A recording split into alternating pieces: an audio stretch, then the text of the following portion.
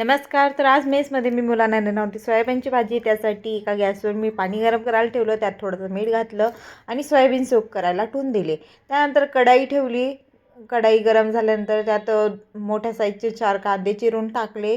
थोडंसं तेल घालून कांदे मी आता परतून घेणार. यातच मी 2 टोमॅटो, थोडीशी कोथिंबीर आणि लसूण घालणार.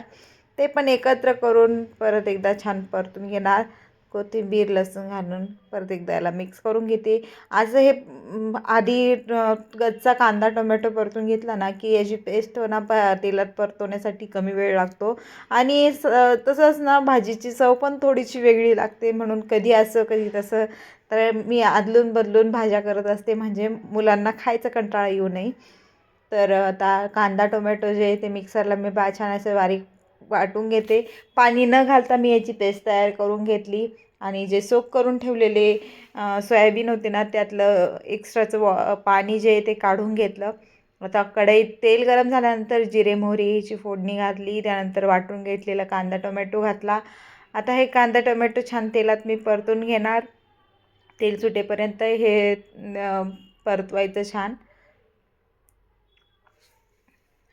आता मसाला माझा छान परतला गेला होता. तर आता मसाल्यात वेळ होती सुके मसाले घालण्याची. सुक्या मसाल्यामध्ये आपल्या नेहमीप्रमाणे लाल मिरची पावडर, अंबारी मसाला, गरम मसाला, थोडीशी हळद घालून मी परत एकदा मिक्स करून घेतलं. आणि साईड बाय साईड माझं वरण भातही बनवणं चालू होतं. वरण झालं होतं, भातासाठी मी कुकर लावलेलं होतं.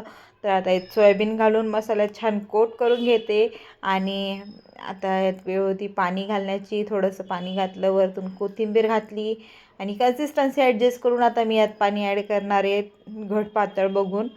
अशी ही माझी सोयाबीनची भाजी बनवून तयार होती. तुम्हाला जर माझे व्हिडिओ आवडत असतील तर प्लीज व्हिडिओला लाईक करा, शेअर करा, चॅनलला सबस्क्राईब करा.